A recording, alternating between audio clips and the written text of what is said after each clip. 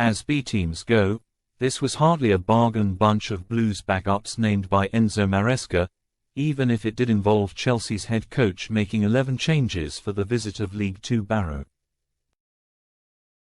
It was a side that cost £415.8 million to assemble, and naturally, that superiority showed on a night when Christopher Nkunku helped himself to a hat-trick at Stamford Bridge. Nkunku cost £52 million when signed by Chelsea. Their other starting attackers including £89 million Mykhailo Mudryk, £54 million Pedro Neto and £46. 3 meters João Felix. And that was before getting to the substitutes bench, £50 million left-back Ben Chilwell being brought on for his first minutes of the season after a summer in which he was put up for sale to no avail.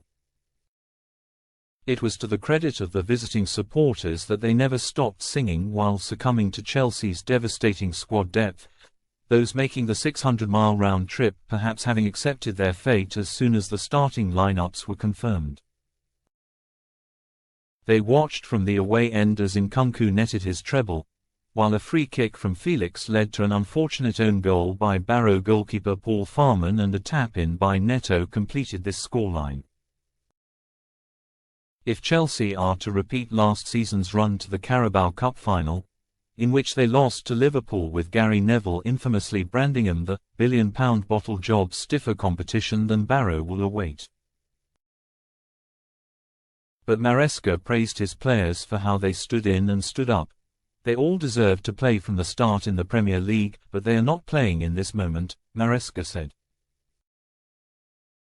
But the way they take the chances when we give them minutes is fantastic. No matter if it's 5 minutes, 45 or 90, they are all ready. Barrow boss Stephen Clements added, "You don't know what team Chelsea are going to pick when you turn up, but you know it's going to be a good one. It can look like a different sport. The gulf is massive. I'm looking forward to getting back to League Two this weekend." Rory Feely's long throw-ins had given Barrow hope of snatching an opener, but Chelsea took an 8th-minute lead with a goal that flaunted their supremacy. It involved the most artistic assist the Carabao Cup will surely see this season, as Felix, facing the Barrow defence, scooped the ball over the top for Nkunku to volley beyond Farman. Nkunku scored again after 15 minutes, this time flicking home a cross from Malo Gusto after a backheel by Neto. When Gusto was fouled 25 yards from goal, Felix stood over the centrally positioned free kick. He curled it onto the post, only for the ball to bounce back off Farman for an own goal to make it 3-0 inside 30 minutes.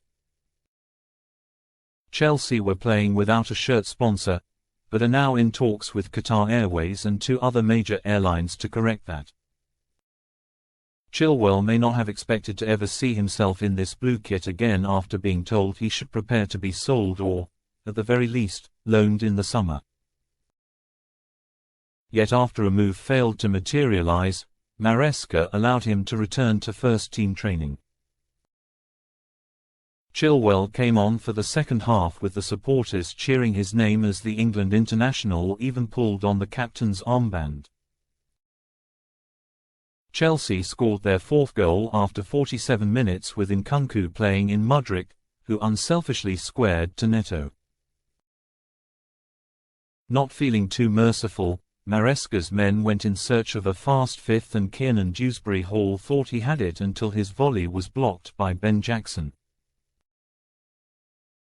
Then arrived the academy boys, with Josh Akiampong and Tariq George introduced for the final half hour. Chelsea insiders find it frustrating how much criticism they receive for bringing in big signings while they have a perfectly good production line at Cobham. Yet the Premier League side can cite this as proof that they are not disregarding their own, and George looked gutted after he failed to score when he only had Farman to beat. In the 69th minute, Kian Spence forced Philip Jorgensen into an acrobatic save when his free kick appeared to be flying into the top corner. Jorgensen was then grateful to get his hands on the ball after a goalmouth scramble caused mass confusion. Barrow's best spell of the contest was brief, as in the 75th minute, Farman dawdled in his own box. Nkunku seized the opportunity as he stole possession to score his third and claim ownership of the match ball for his mantle. This time, he performed his trademark celebration, pulling a blue balloon out of his sock and blowing it up to cap a fine night's work for a B team that others could only dream of having.